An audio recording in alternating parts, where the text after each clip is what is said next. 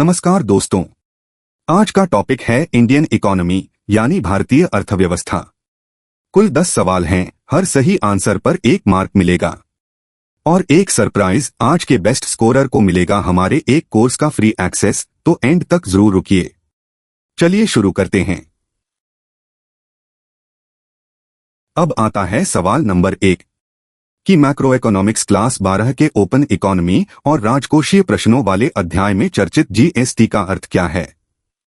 अब देखिए चारों options. Option A general sales tax, option B goods and services tax, वस्तु एवं सेवा कर, option C gross service tax, option D global sales tax.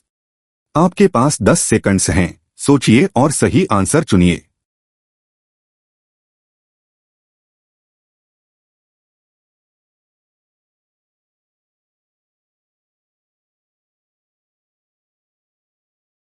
तो इसका करेक्ट आंसर है ऑप्शन बी यानी गुड्स एंड सर्विसेज टैक्स, वस्तु एवं सेवा कर। अब इसे समझते हैं। जीएसटी का पूर्ण रूप गुड्स एंड सर्विसेज टैक्स है। यह एक व्यापक अप्रत्यक्ष कर है जिसने सेंट्रल एक्साइज, सर्विस टैक्स और राज्य स्तरीय करों जैसे पुराने करों को बदलकर एक एकीकृत राष्ट्रीय बाजार बनाया है। तो याद रखिए ये पॉइंट। सवाल नंबर 2 ध्यान से सुनिए कि कंज्यूमर राइट्स अध्याय के अनुसार निम्न में कौन अनफेयर ट्रेड प्रैक्टिस, अनुचित व्यापारिक व्यवहार का सबसे अच्छा उदाहरण है। अब देखिए चारों ऑप्शंस। ऑप्शन ए उपभोक्ताओं को सूचित करने के लिए एडवर्टाइजिंग कैंपेन चलाना, ऑप्शन बी दुकानदारों द्वारा कम तोलना, बिना बताए अतिरिक्त शुल्क जोड़ना या एडल्टरेटेड डिफेक्टिव सामान बेचना, ऑप्शन सी वैध मौसमी छूट, सीजनल डिस्काउंट्स देना, ऑप्शन डी मुफ्त होम डिलीवरी देना। आपके पास 10 सेकंड्स हैं, सोचिए और सही आंसर चुनिए।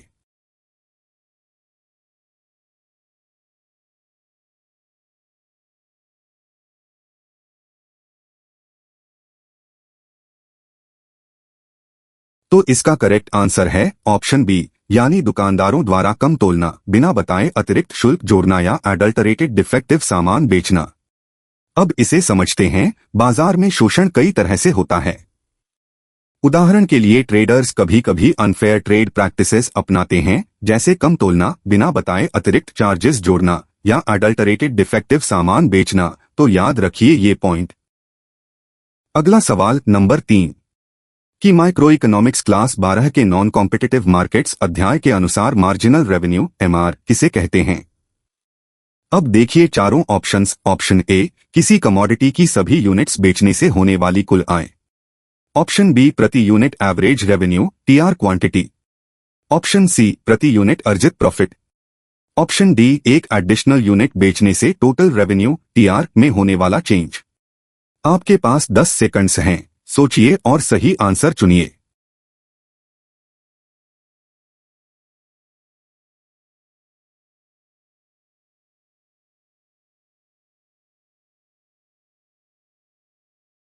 तो इसका करेक्ट आंसर है ऑप्शन डी यानी एक एडिशनल यूनिट बेचने से टोटल रेवेन्यू टीआर में होने वाला चेंज। अब इसे समझते हैं कि परिभाषा। एक एडिशनल यूनिट बेचने से टीआर में जो बदलाव होता है उसे मार्जिनल रेवेन्यू एमआर कहते हैं। किसी क्वांटिटी क्यू पर mister TR Q A quantity बढ़ने पर एमआर घटता है और रेवेन्यू मैक्सिमाइजिंग क्वांटिटी के बाद यह नेगेटिव भी हो सकता है। तो याद रखिए ये पॉइंट। देखिए सवाल नंबर 4 के ओपन इकोनॉमी मैक्रो इकोनॉमिक्स अध्याय के अनुसार यदि कंट्री बी के सरकारी बॉन्ड्स कंट्री ए की तुलना में अधिक इंटरेस्ट देते हैं तो कंट्री ए के निवेशक क्या करेंगे। अब देखिए चारों options. Option A country B की मुद्रा बेचेंगे और ए की मुद्रा खरीदेंगे, ऑप्शन बी सभी विदेशी निवेश से बचेंगे, ऑप्शन सी अपनी संपत्ति को गोल्ड में बदलेंगे, ऑप्शन डी कंट्री बी की मुद्रा खरीदेंगे और ए की मुद्रा बेचेंगे ताकि अधिक इंटरेस्ट वाले बॉन्ड्स में निवेश कर सकें। आपके पास 10 सेकंड्स हैं, सोचिए और सही आंसर चुनिए। और हाँ, अब तक आपने कितने आउट ऑफ 4 सही किए कमेंट सेक्शन में जरूर बताइए।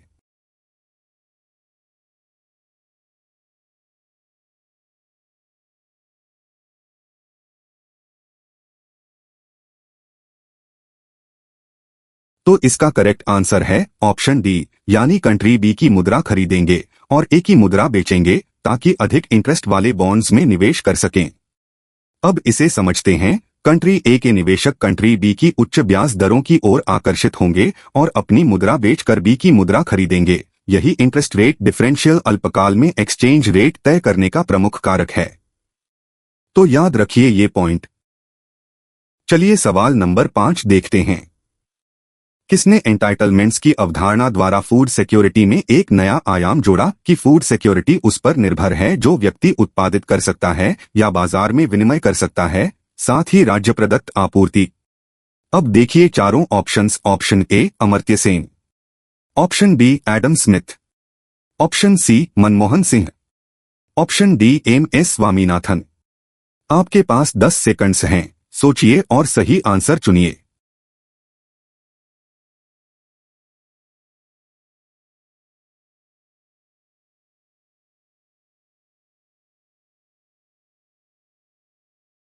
तो इसका करेक्ट आंसर है ऑप्शन ए यानी अमर्त्य सेन।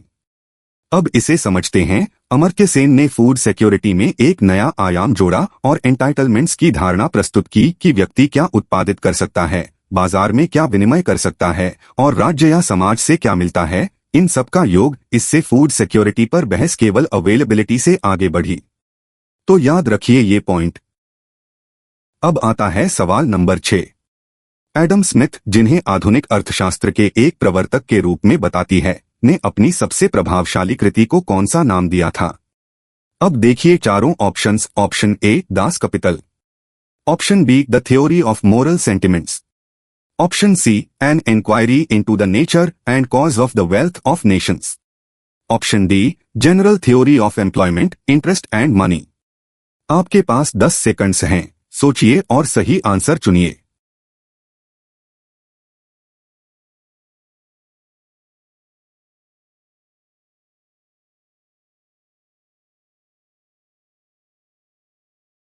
तो इसका करेक्ट आंसर है ऑप्शन सी यानी an inquiry into the nature and cause of the wealth of Nations.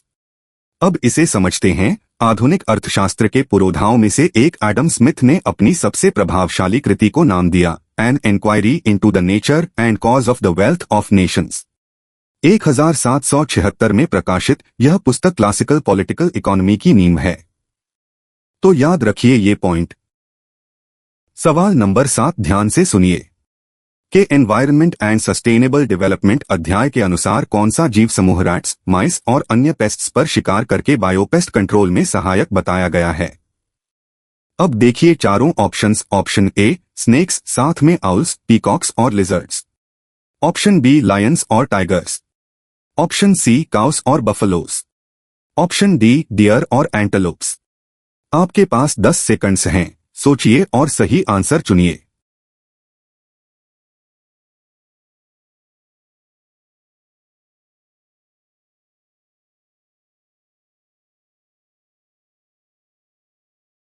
तो इसका करेक्ट आंसर है ऑप्शन ए यानी स्नेक्स, साथ में आउल्स, पीकॉक्स और लिजर्ड्स। अब इसे समझते हैं। स्नेक्स रैट्स, माइस और अन्य पेस्ट्स पर शिकार करने वाला प्रमुख समूह है। इसी प्रकार आउल्स, पीकॉक्स जैसे पक्षी और लिजर्ड्स भी पेस्ट नियंत्रण में सहायक हैं। हमें इनका महत्व समझकर इन्हें बचाना चाहिए। तो याद रखिए ये पॉइंट। अगला सवाल नंबर 8 के ग्लोबलाइजेशन अध्याय के अनुसार ब्रांड विस्फोट से पहले इंडियन रोड्स पर मुख्यतः कौन सी 2 कार ब्रांड्स हावी थीं? अब देखिए चारों ऑप्शंस। ऑप्शन ए मारुति और हुंडई, ऑप्शन बी एम्बेसडर और फिएट, ऑप्शन सी टाटा और महिंद्रा, ऑप्शन डी BMW और मर्सिडीज बेंज। आपके पास 10 सेकंड्स हैं, सोचिए और सही आंसर चुनिए। और दोस्तों, यहां तक का आपका स्कोर क्या रहा? आउट ऑफ 8 में कितने सही? कमेंट्स में शेयर कीजिए। बेस्ट स्कोरर को फ्री कोर्स मिलने वाला है, याद रखिए।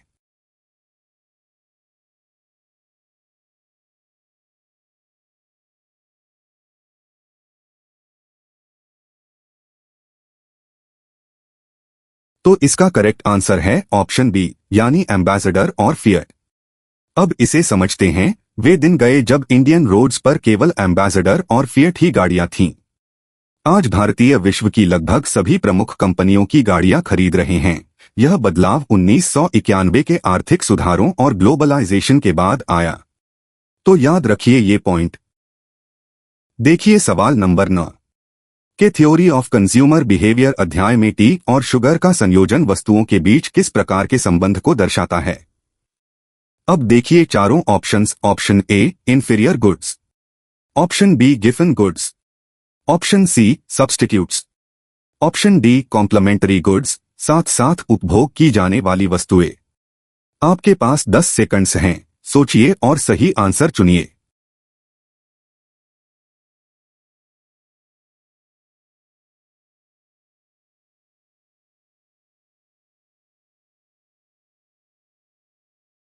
तो इसका करेक्ट आंसर है ऑप्शन डी, यानी कॉम्प्लीमेंट्री गुड्स, साथ साथ उपभोग की जाने वाली वस्तुएं। अब इसे समझते हैं। जो वस्तुएं साथ साथ उपभोग की जाती हैं उन्हें कॉम्प्लीमेंट्री गुड्स कहते हैं। उदाहरण टी और शुगर, शूज और सॉक्स, पेन और इंक। कॉम्प्लीमेंट्स में एक वस्तु की मांग दूसरी की कीमत के विपरीत दिशा में चलती है। तो याद रखिए ये पॉइंट।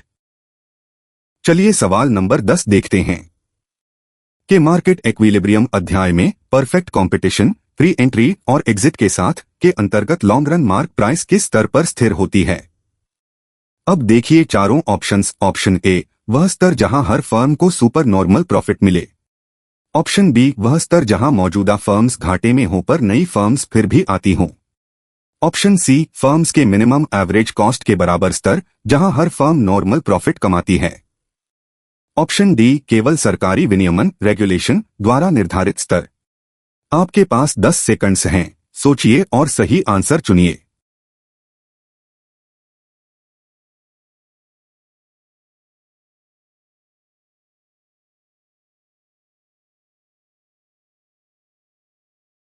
तो इसका करेक्ट आंसर है ऑप्शन सी, यानी फर्म्स के मिनिमम एवरेज कॉस्ट के बराबर स्तर जहां हर फर्म नॉर्मल प्रॉफिट कमाती है।